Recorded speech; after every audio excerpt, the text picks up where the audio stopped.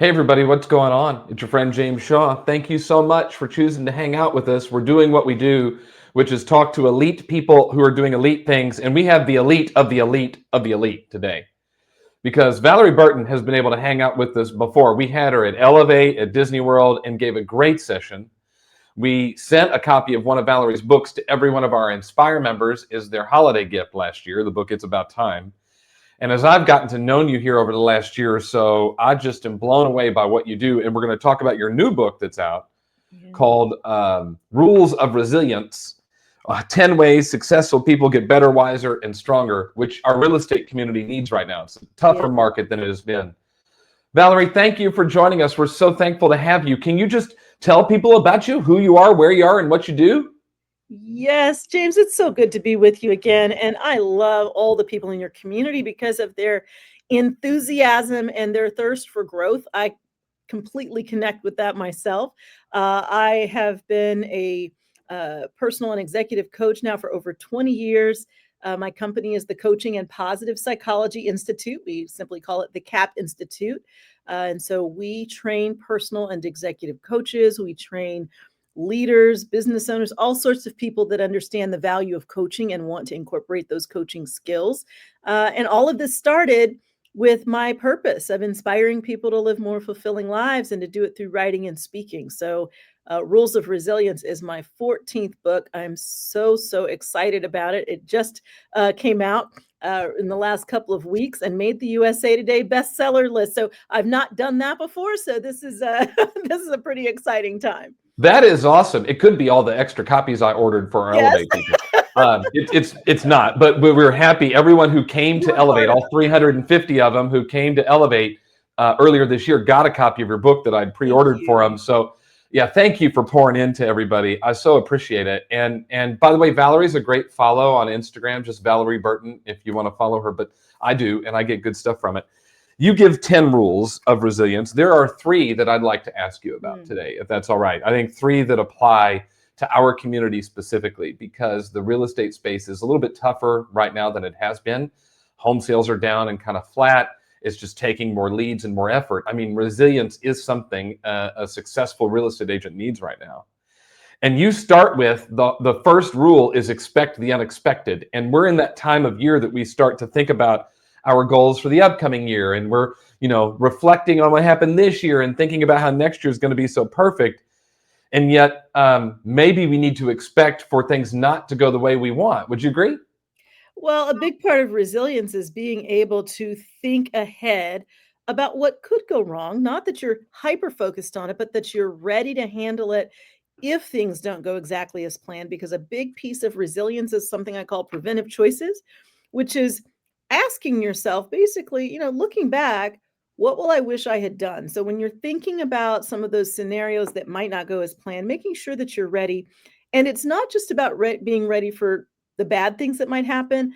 Expecting the unexpected is also being ready when good stuff happens. So if suddenly the market takes off, are you in the best position to be able to seize on that opportunity? So resilience really is needed for both, for the negatives that can happen as well as the positives. Okay, that's a good point because we could have some unexpected great things come our way in addition to some unexpected challenges. Yeah. How do you balance this being positive but also dealing with the negative and yet trying to keep moving? What would you suggest around that? Well, I think what's really important is the planning and not being afraid to admit when there are risks, when things don't look the way you might like for them to look. I think a lot of people, there's another rule in the book I call don't pretend, don't defend. And sometimes we pretend like things are okay that aren't. So you might continue to engage in the same strategies, the same approaches that you used in a different market. Whereas if you would say right now, this is not the typical market, this is not the ideal. So, what do I need to do differently? What is it that people are doing differently that still manage to thrive and to be successful in this season? I think that's really, really important. And sometimes, just especially if you're highly optimistic, Hmm. it can be very easy to just kind of hope for the best as Right. opposed to saying, yeah, I hope for the best. However, it's not looking like the best right now.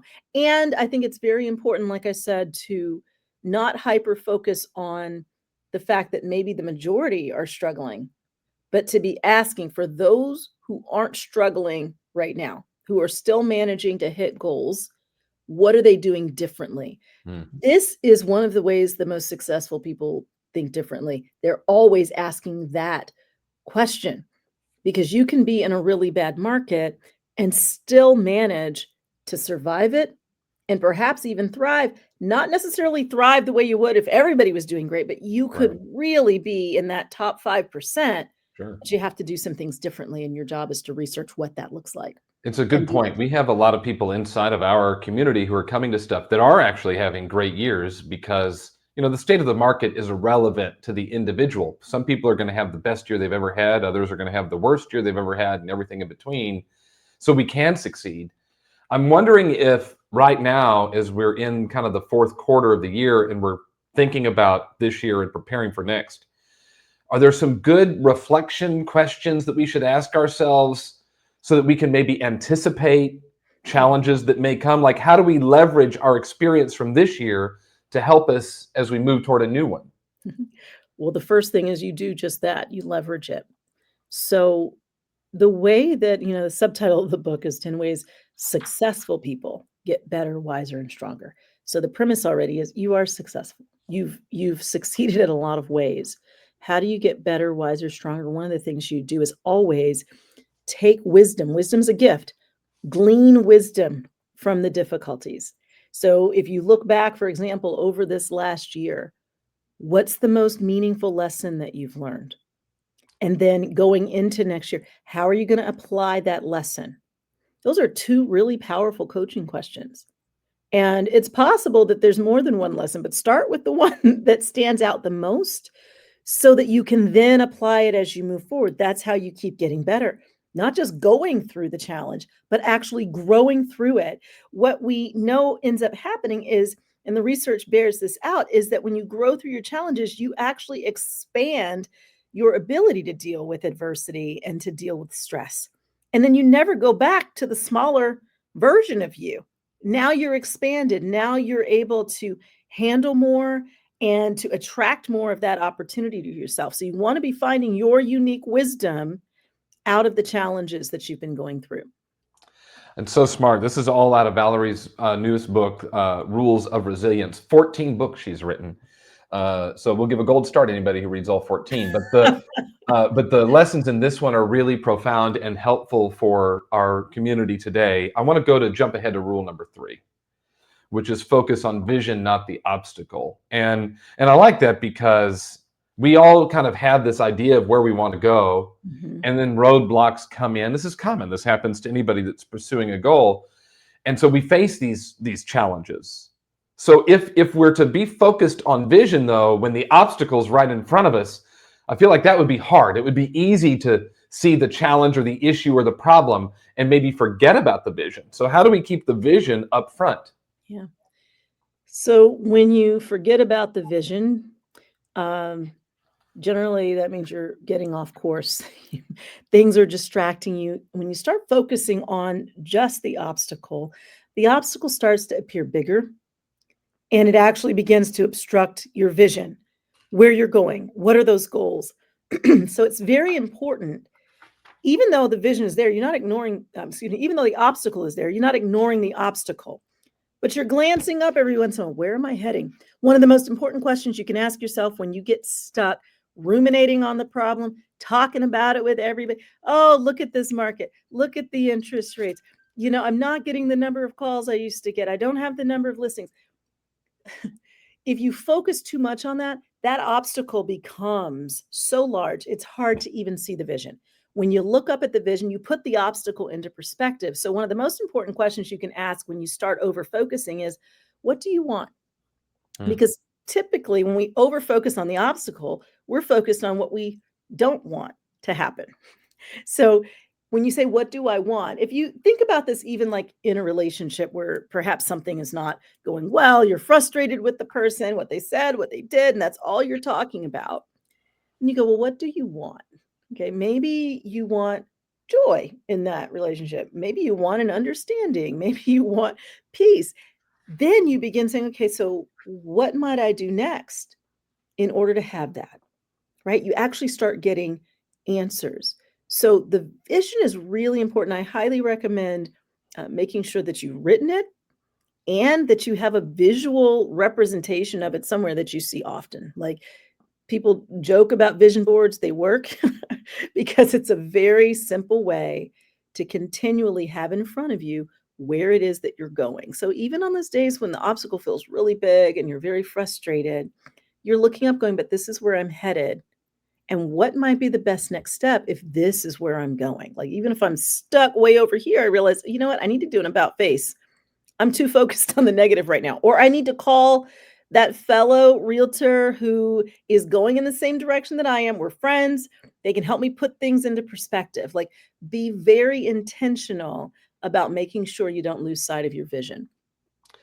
It seems like that the goal that you've set is really important. And it's something we've talked about a lot, that if we just set a goal to set a goal, hey, this year I want to sell 48 houses, but there's no meaning behind it, there's no purpose, there's no reason for you to pursue it, then it's easier to get sidetracked or delayed or stopped by an obstacle. But if you have a purpose for your goal, hey, my 48 homes allows me to do these things, your vision, if you will, you seem to Exactly. be much more likely to be able to move through an obstacle. Would you Yeah. agree with that? And what advice would you give about goal setting so it's in alignment with who you are? Yeah. So purpose fuels perseverance. So understanding why you're doing what you're doing and being very clear about that is essential. So one of the most important goal setting strategies, and this comes straight from the positive psychology research around it, is that values must drive your goals. Values. What are your values? Values are simply what you deem as important, right? It's what you value. And so if you realize I've got this particular goal, the basis of this goal is going to give me more freedom. It's going to give me more flexibility. Maybe it gives me time with my family. Maybe it allows me to have certain experiences that are very important to me. Mhm. That then fuels your perseverance. So, yes, vision has to be rooted in purpose. Yeah. And that makes it a whole lot easier. And I've been in business for myself now since 1997. And that first business, while it used my gift around communication, it was a PR firm, it didn't tap into my sense of purpose, right? Inspiring people to live more fulfilling lives. And I did well with the business, but every time I tried to create a vision, it didn't pull me forward. It lasts for a little while, but it was all external things, how much money I could make, or oh, we'll Mhm. get this type of client. When I tapped into what I do now, which is for me like a calling, I mean, it was hard the first several years especially, but I never gave up on it. I knew I couldn't because the values were so well aligned, and I think this is true for every single one of us, if we can get clear about those values. So, if your goal is not totally aligned with your values, that's an opportunity. How could you It- tweak the goal so that it is, right? You don't It's have to good throw the advice. whole thing out, but do you understand why this goal matters for you, for your family, and for your future? Seems really important. And what I will say about you is that it's clear that you are living your mission, your purpose, and your values. I've had the opportunity over the last several years to hire many, many, many speakers to come in and talk to our people. The event you came to had 9 or 10 keynote speakers that came Mm, and spoke to everybody, and I've hired many, and I can always tell if this person is fulfilling their mission and their value and what they're about, or if they're there to pick up a check. mm, And there's a different vibe to it totally, before the event, during the event, and after the event. Like, you didn't have to do this, you did this to be kind to our community. You're not being paid for it. It's just this is just who you are and what you're about, where others would not be. I feel like people can tell what your values are, if it's mm. collecting a check or if it's really supporting others. And it's Mm. clear that you're about supporting others. Thank But you, you James. had to overcome a lot to be able to do it, because this is your 14th book and your first bestseller, but it wasn't easy. You've wanted to write books for a long time, and you talk about it in here: Yeah. rejection, rejection, rejection. So talk about pursuing your values, pursuing your goals in the face of obstacles where people are telling you no, no, no. How do you keep pushing about what's important to you? Well, getting clarity about what's important and what really matters. I mean, even when you mentioned the bestseller, I was it's on my vision board, but it's always been a, if it happens, if it's meant to happen, it'll happen. Because a lot of times those lists aren't necessarily the books that have sold the most. I've had books that have sold quite a bit more than ones that are on national lists. But it is nice to get recognized for the work that you're doing. Like, we all enjoy that. But if that becomes the reason for it, it's never going to be enough, right? And so understanding extrinsic motivation, those outside factors, they can motivate you, but when things get really hard, you need the intrinsic motivation. The things that you would do, whether you got external validation, the external rewards or not, because it just matters to you. And the values are things like I mentioned, freedom and flexibility, but it might be creativity, it might be excellence, it might be family, it might be that sense of contribution. But if you can get clarity about what really matters, it just, when things get hard, you go, well, it's worth it, right? Mm, yeah. It may not be worth pushing through a whole lot of challenges. It may not be worth, making less money for a period of time, if all you're going to get on the other side of it is an external reward that doesn't matter so much to you. But if you understand, looking back 10 years from now, 15 years from now, you'll be really glad that you stuck with it. If you know that, then you've tapped into something that you really value. Mm. And so just take some time to get clear about that, and watch how it fuels you, how it energizes you to persevere until you get to that goal or that vision. So good. There are 10 rules of resilience in your book. We're only doing 3, and I want to get to the third one, which is actually rule number 8. Find opportunity in the challenge. Yes. And I think this is I picked this one because, again, our community is facing a lot of challenges in the market, and yet opportunity shows up at times like this if you can look for it. Yeah. And resilience requires you to, as you say, you have to choose how to interpret these challenges. That's what resilience is. So how do we do that? What's a good way to look at a challenge and not get stuck in the negative around it and actually see a positive opportunity from it? Yeah. I think this is really important. So I want to make something really clear, which is, sometimes we go through things and, like, we would not wish to go through them. If we could undo it, we would, right? So it doesn't mean that what you're going through is positive because you're looking for an opportunity. It simply means that you literally believe that in the midst of it, there's an opportunity for you to grow. There's an opportunity that somehow can make your situation better or make you better. So coach yourself with that question. What's the opportunity in this challenge? Right now in this marketplace, it may be the opportunity to be creative. It may be the opportunity for you to finally really overcome your fear of rejection, because you're going to have to reach out a whole lot more than you used to. And you realize that, you know what, in a big up market, you don't have to do that as much. And so now it's the opportunity to overcome your own fear, right? To find your courage. So being able to ask that question and answer it allows you to identify where you may have a growth gap, for example, that you have the opportunity to close. Sometimes it's our opportunity to get to know someone better. Or for me, I've had opportunities that allowed me to be more compassionate or allowed me to just decide, you know what? I just got to be tenacious. I just have to make up my mind that this goal is not optional and I will reach it. And then you discover what you're really made of. And that may be the opportunity and the challenge, whether you would choose to have that opportunity or not. It is what it is right now. How do you want to show up? Who do you want to be? And when you look back, how do you want to have grown as a result of the opportunity that's in front of you? It sounds like what you're saying is that being resilient is a decision. It It's a is choice a that we decision. consciously make in the moment. Is that right? Yeah, it's a decision. The foundation of the book, uh, is this idea that resilience is a personal system you have. It's basically rooted in these three pillars. It's your adaptive thinking, what you're saying to yourself, rooted in your thoughts, your belief system, your attitude. It's your protective resources, those outside things you can call on that help you to be more resilient. It might be the financial cushion or people and connections that you have. And then it's those preventive choices, which is, how do you make it less likely in the future that you even have adversity to deal with in the first place? It's being very intentional about how you set your life up.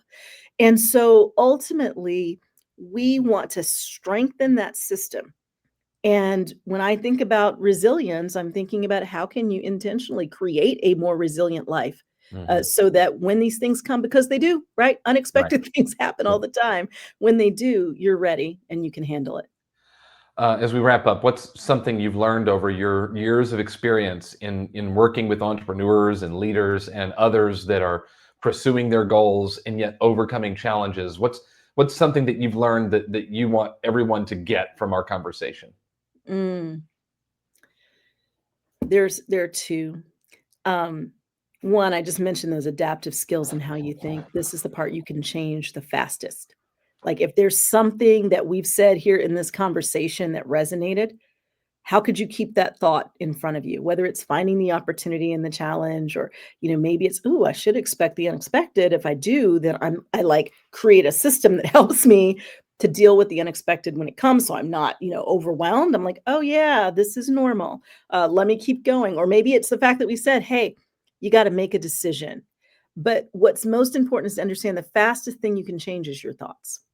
So decide right now how you want to show up and keep that vision in front of you so it pulls you forward when you get discouraged and the obstacle doesn't become so big to you that it's overwhelming.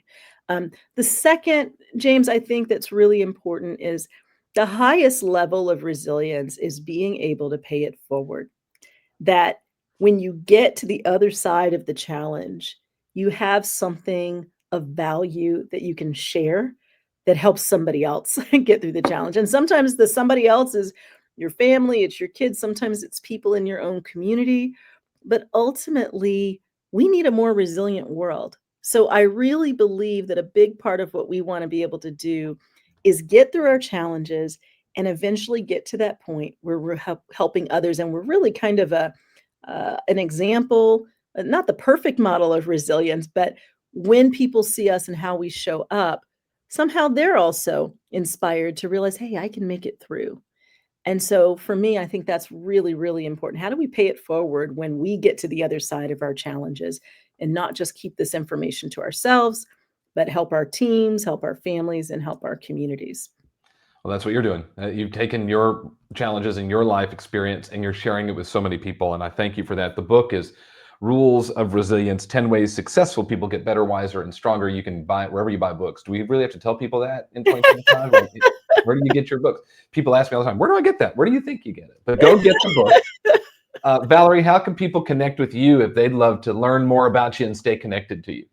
Well, I'd love for them to connect with me on social media. It's at Valorie Burton. Of course, you see how it's spelled right there, like Valor. They can also go to valerieburton.com, and there are a lot of bonuses and some just really helpful resilience tools and guides that are free, even an assessment to help you determine where you have the most opportunity for growth when it comes to your resilience. Valorie, thank you. This has been great. I appreciate you. You did such a great job at our Elevate event earlier this year. Thank you for visiting us again, and thanks for the book. We appreciate you very much. James, I appreciate you and thank you for allowing me to just be a part of this community and share with them around rules of resilience.